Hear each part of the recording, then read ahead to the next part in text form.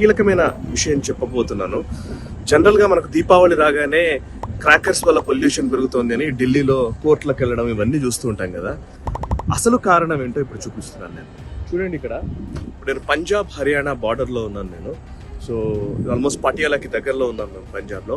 So ఇక్కడ stubble burning చూడొచ్చు. Actually ఇక్కడ పంట వచ్చినప్పుడు ఆ పంట బర్న్ చేస్తారు. పంట అయిపోయిన తర్వాత ఆ గడ్డిని బర్న్ చేయడం జరుగుతుంది. డైరెక్ట్గా భూమిలోనే బర్న్ చేస్తారు. మీరు చూడొచ్చు ఇక్కడంతా. ఇంకా ఇప్పుడిప్పుడే తగలబెట్టారు, అదంతా చూడొచ్చు. మీరు రోడ్డు పొడవునా ఈ స్టబుల్ బర్నింగ్ కనబడుతూ ఉంటుంది మనకు.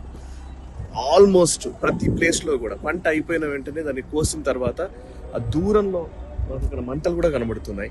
సో ఇదే అసలు కారణం అనమాట. మీకు వెనకాల చూస్తే పొగలు వస్తున్నాయి.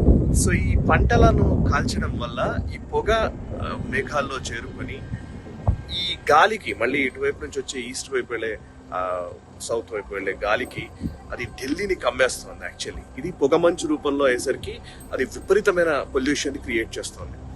సో ఇది ఇప్పుడు మనము ఖరీఫ్ సీజన్లో మనం ఉన్నాం యాక్చువల్లీ ఇక్కడ.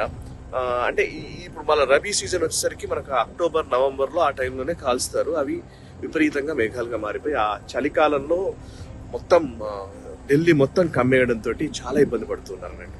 అది అసలు విషయం. ఈ స్టబుల్ బర్నింగ్ అనేది చాలా కీలకమైన సబ్జెక్ట్. అండ్ ఈ రాష్ట్రాల్లో మొన్న ఫార్మర్స్ లాస్ కి సంబంధించి వాళ్ళు రైతుల పేరిట జరిగినటువంటి ఉద్యమం నేపథ్యంలో అక్కడ కూడా వాళ్ళు పెద్ద గొడవ చేశారు ఆ రైతుల పేరిట. వాళ్ళు ఏంటంటే ఈ స్టబుల్ బర్నింగ్ చేసే వాళ్ళపైన కేసులు నమోదు అవుతుంటాయి ఇక్కడ. సో కేసులు నమోదు చేయకూడదు, దీన్ని మనం వదిలేయాలి, మమ్మల్ని మేము కాల్ చేస్తాము అని చెప్పేసి అదొక డిమాండ్గా వాళ్ళు రైతుల ఉద్యమకారులు లేకపోతే రైతు సంఘాల నాయకులు ప్రభుత్వం ముందుంచిన పరిస్థితి.